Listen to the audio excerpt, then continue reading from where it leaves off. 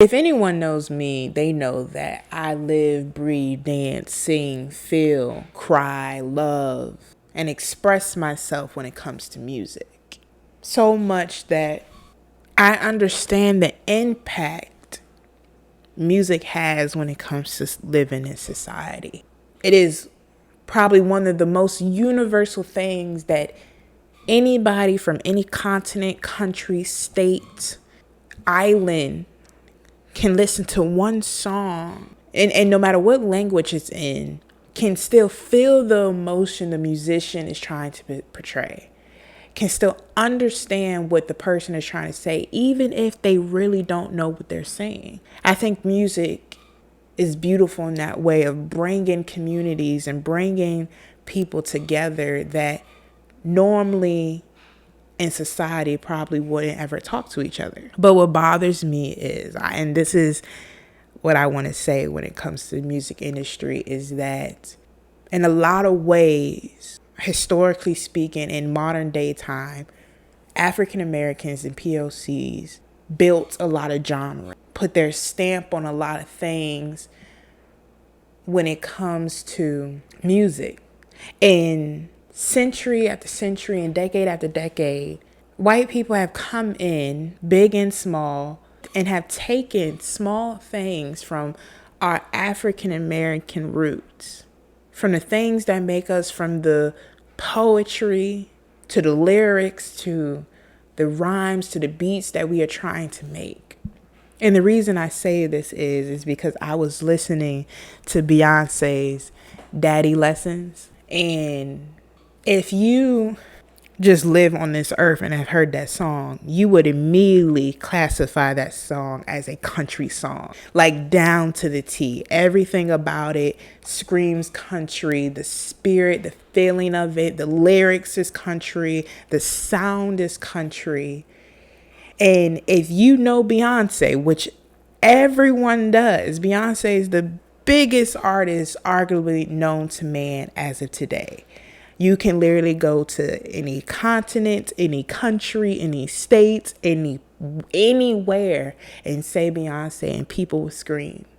And even with someone with such a high stature in the game, she was told that this song was not enough. Lil Nas X made a song that was #1 for weeks called Old Town Road. It was declined by the Country Awards. And at first I understood it. I got it. I was like, okay, it is what it is. But then Lil Nas X later on returned to put Billy Ray Cyrus on this song. Now, I don't think you understand or whether if you know Billy Ray Cyrus or not, but Billy Ray Cyrus is the most countryest of the countryest of people that you can put on your song. He breathes, he speaks, he is country. No matter what he stands around, he put his aura on, it will turn into a country song.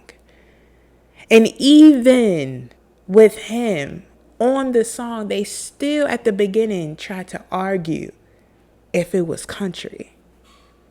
For weeks, these labels will argue, is it country? Is it country? It doesn't sound like it's country. But it was. And it took Lil Nas X, which infuriates me. It took him having to put the damn near the biggest country artist on his song to be recognized in this genre. What bothers me is that we as African Americans, as POCs, we have built this goddamn industry. We have built these genres. We have made music to what it is today. And when we ask to come into your doors, when we ask to sit in your rooms and in your closets and on your tables, you tell us no. But year after year, decade after decade, white people have came and continue to come into our rooms and take little things and figure out what they like and watch us perform and watch us be great and then say, I'm going to do that and I'm going to take over the space. And we let you guys have your space and we let you guys come in and do what you got to do. We might not like it. We might not like it, but we let you and we allow you to have the room to come in to make the music you want to make. But when it comes to artists, when it comes to genres like country, where all we ask is just to make a country song, it's so much backlash. It's so much fight back. It's so much you're not allowed here. And a lot of the times we as humans, we say, why do you want to be big in a place that you are not wanted? Why do you even want to make art in a place where it won't be seen? It's not the point of going into rooms where you're not wanted. The point is that consistently white people have come into our rooms, our buildings, our fucking tracks and records and albums, and have taken over. And don't even get me started about Elvis Presley. He is a fucking staple. Elvis Presley, we love him. We love his style. We love his music. He's so swagger. He has twang, and guess where he got that from? From his own lips, he has said that he has got it from watching black people perform. And he took what he liked about them and then he made it into himself, and he became big off it. And to this day, to the white culture, Elvis Presley is this motherfucking icon. The best of the best, the most beautiful of the beautiful, the most talented, the most swaggerous of them all. And you don't ever wonder where Elvis Presley got those feelings from, where he got that music and that soul and those outfits and that swagger from. He got it from us. From us. And he got paid. And he made millions off of us. So when we ask you, can we come into the country scene? Can we come into the folklore, or can we come into whatever scene we want? It's always a no. It's always the door is shut in front of us, and we are ostracized. We are already ostracized when it comes to living in America, when it comes to living on this motherfucking planet. And we ask for a little bit, not a lot, just a little bit. We ask for one song, one lyric, one album, one whatever, and it's no. For a lot of times you look at rap, let me make this clear. When you look at rap, when you look at R&B, we look at blues and jazz and all these things, of course, when you automatically hear these words, you see a black face attached to them. Oh, rap belongs to black people. R&B belongs to black people. Blues and jazz and hymns belong to black people, right? Correct? And I'm so happy that our black artists still control those rooms, still have very much power in those genres. But what I'm saying is there's not a genre out there where it's completely for black people like there is for white people. There are genres out there that not a black artist is in it. And if a black artist is in it, they are damn near so unknown and pushed to the bottom that you would never know.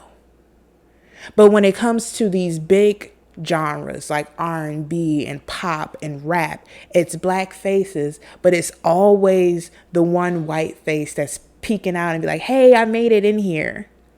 And don't, before anybody starts to tune their face, let me make this clear. This message isn't to the people, to the white people that come in and show respect and show that they had inspiration and they saw our moves and they saw our singing and love and joy we spread and decided they wanted to add to it. I'm not talking about the white artists that do that. I really appreciate you guys that do that acknowledge that you got your art from black people. I'm talking about the artists that want to break in the back door of black people's homes and take whatever they want and think there will be no repercussions. I'm talking about those white artists, like the Elvis Presleys, the ones that will come in and take whatever they like and then make it seem as if it was authentic. That's my problem. When it comes to the music industry and its whole, in its entirety, there's not a lot of money to make. It's a lot of scamming. It's a lot of being used and portrayal as it is. So when it comes to the music, and I'm talking about strictly the music, sometimes we as African Americans and POCs and minorities just ask to have something for ourselves. When it comes to life in general, we do not have a lot that we can own, that we can put our hands on and say it's ours. This is ours. We created this. We built this. This is ours.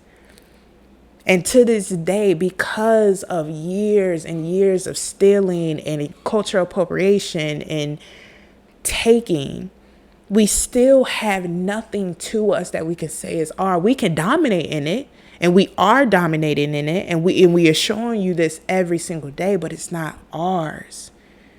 And I know you're not ready for it, but this is the truth.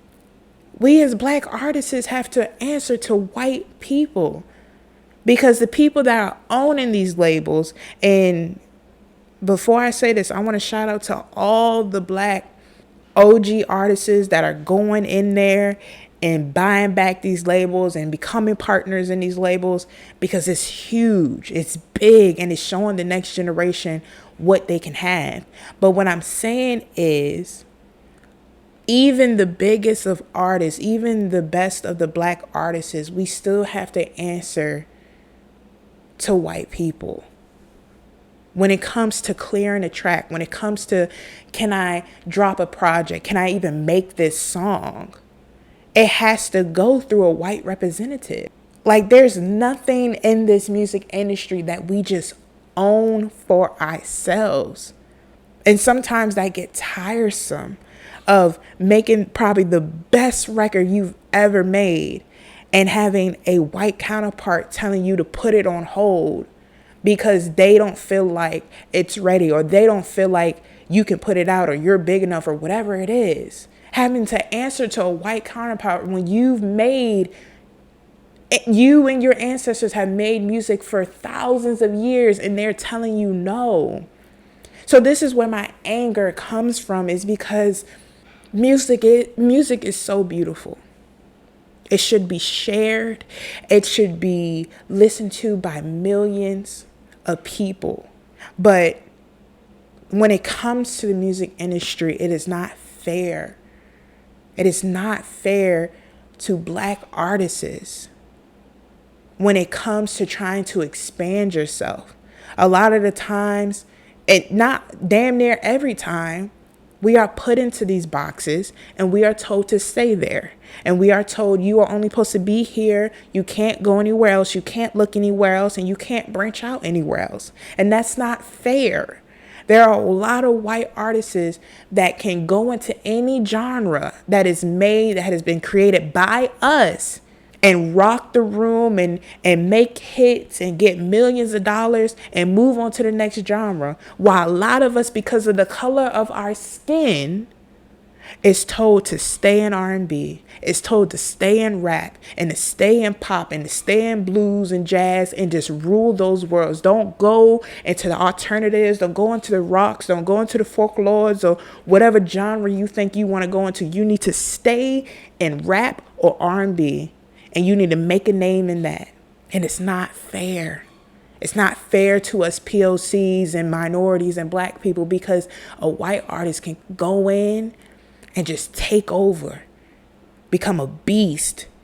And we're sitting there trying to get scraps in one little niche because no one else will allow us to go in there and tear shit up. This is exactly what happened with TikTok. Black creators had to stop literally creating because white teenagers were taking Black creators' dances, was taking Black creators' music and ripping it off and saying it was their own. We keep telling you guys, we are tired of being used. We keep telling you guys, stop. Leave us the fuck alone and let us create, and you won't. There's nothing, and you can't say that we aren't important. You can't say that we're being dramatic and that we're asking for too much. We have shown you year after year after year, decade after decade, and century after fucking century that we run this shit. We are this shit. We make this goddamn music industry and this planet. We show you historically and now that we are the ones that you need, and you keep ripping us off and you keep fucking us over and not giving us the money we deserve. And that's what pisses me off. Because you know exactly what happened when those TikTok dancers stopped fucking dancing. Those views dropped. Those videos dropped. People was not tuning in. People were going to other apps. So what happened? You had to pay those TikTok dancers. You had to pay those musicians because you kept playing with them, and you keep playing with them every single day. And that's the problem. If you see that we are the impact, if you see we are the cause, if you see we are the answer, give us the money we deserve. Give us the respect we deserve.